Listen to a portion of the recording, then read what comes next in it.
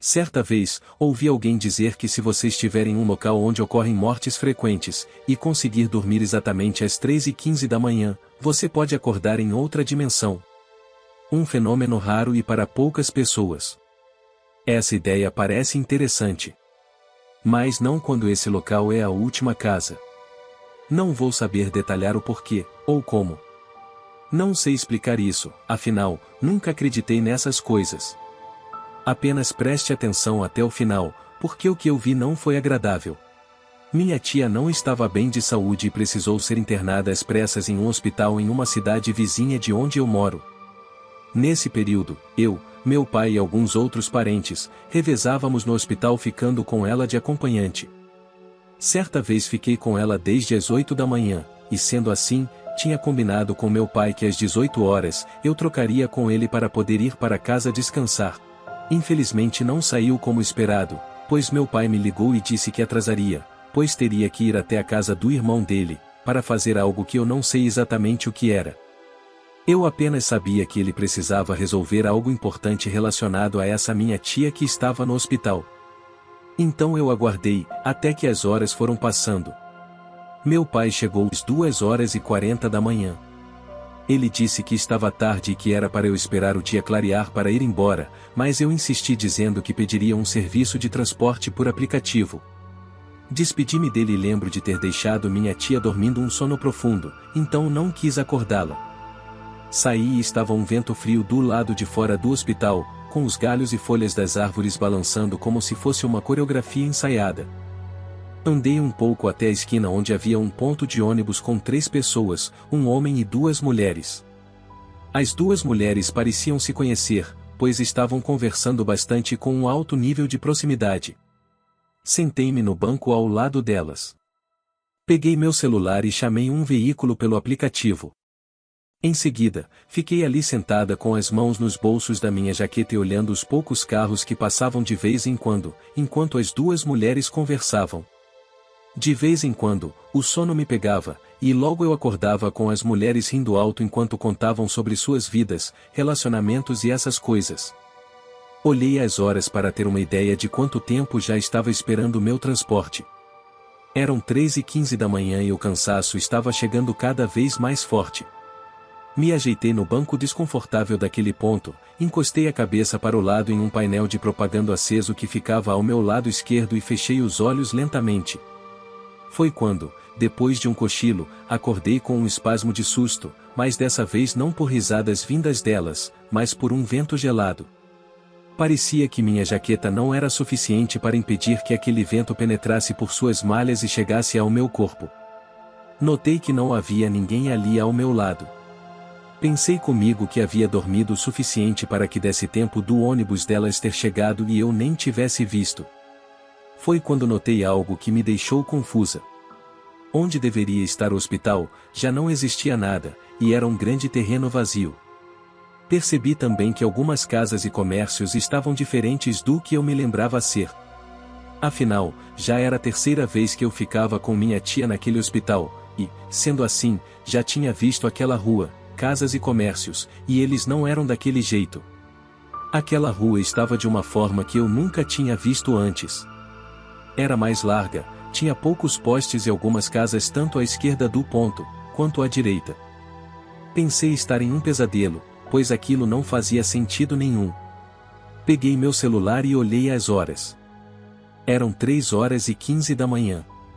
Levantei e optei por seguir pela calçada no sentido da direita. Fui andando e observando as casas, que não possuíam muros e eram possíveis de acessar passando por seus jardins.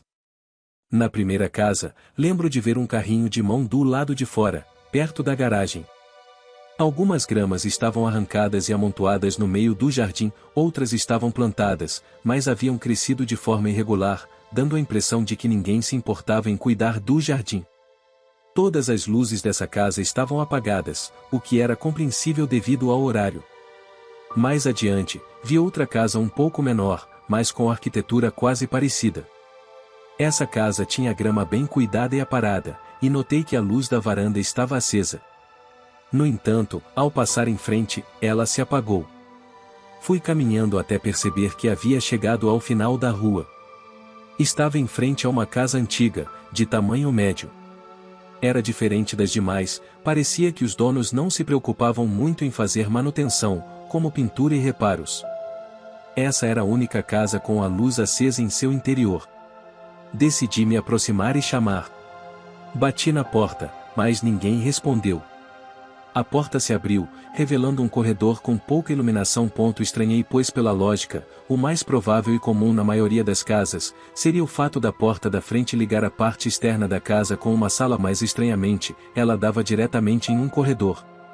Entrei com cuidado e chamei pelos donos, explicando que precisava de informações, com receio de que pensassem que eu fosse um ladrão ou algo do tipo, mas parecia estar vazia. Nesse corredor havia 4 portas, 2 à direita e 2 à esquerda. Tentei abrir a primeira à esquerda, sem sucesso. Em seguida, tentei a da direita e também não consegui. Foi a mesma coisa com a terceira porta, somente quando tentei a última porta que ela se abriu. Não conseguia enxergar, então procurei o interruptor de luz apalpando a parede até que consegui encontrá-lo. Liguei a luz e o que vi me fez pensar que teria sido melhor não tê-la acendido. Era um quarto decadente, com atmosfera depressiva e cheiro de morte.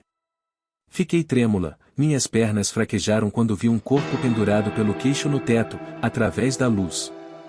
Voltei lentamente, dando pequenos passos para trás, mas não conseguia desviar o olhar daquele cômodo com a porta aberta e o corpo pendurado. Tive forças para me virar e retornei pelo corredor até a porta pela qual eu tinha entrado. Abri rapidamente, com o objetivo de fugir daquele lugar amaldiçoado, mas não vi a rua. O que vi foi outra cena bizarra. Dessa vez, o local era uma cozinha e havia outro corpo pendurado, como se estivesse enforcado. Pela silhueta, parecia ser um homem, mas não tive coragem de me aproximar. Fechei a porta e retornei pelo corredor com lágrimas de desespero, como se aqueles fossem meus últimos suspiros de vida. Sentia como se alguém fosse chegar e fazer a mesma coisa que fizeram com aquelas pessoas e me pendurar em algum local da casa para que minha vida acabasse ali, na companhia daqueles corpos, em um local desconhecido. Foi quando algo realmente estranho aconteceu. Vi minha tia no fim do corredor, de cabeça baixa e apontando para uma das portas. Me aproximei, dizendo que estava feliz em vê-la bem, mas ela não respondia, apenas apontava. Ao passar por ela, pude ouvi-la sussurrando algumas palavras. Ela dizia, e a vida está ali. Normalmente, eu teria medo, mas depois do que havia presenciado, estava para lá de desesperada para sair daquele local. Fui em direção a tal porta e notei que ela não tinha maçaneta. Me aproximei e a empurrei com as mãos. Surpreendentemente, saí no corredor do hospital e, olhando para a porta atrás de mim, estava escrito o banheiro feminino. Fiquei perplexo e confesso que, a essas alturas, já estava duvidando da minha sanidade mental. Estando ali, decidi ir ao quarto onde minha tia deveria estar deitada, mas não a encontrei. Ao chegar, vi meu pai de pé ao lado da cama onde minha tia deveria estar. Temendo o pior, corri para abraçá-lo e perguntei o que tinha acontecido. Nesse momento, minhas emoções se misturavam. Eu chorava de medo, de desespero e de felicidade em ver meu pai novamente. Abracei-o bem forte e perguntei o que tinha acontecido. Ele tirou os óculos, enxugando as lágrimas, e disse que minha tia tinha acabado de falecer. Arrepiei dos pés à cabeça e não sabia o que dizer. Eu a tinha visto, mas não sabia se era um sonho, uma alucinação. Estava totalmente abalada psicologicamente, fisicamente e emocionalmente. Abracei meu pai novamente e disse que ficaria com ele até a hora de irmos juntos para casa. Enquanto o abraçava, olhei para um relógio de parede que estava à minha frente e, inexplicavelmente, os ponteiros marcavam 3h15 da manhã. Se você gosta desse tipo de conteúdo, visite o Quarto 77 e assista outras histórias. Aproveite para curtir e se inscrever no canal, pois assim você fica sabendo quando sair novas histórias. Se você tem algum relato ou história assustadora, envie para nosso e-mail contando com o máximo de detalhes possível para que ele possa ser contado aqui no Quarto 77. O e-mail está na descrição. Obrigado pela sua atenção e até a próxima história.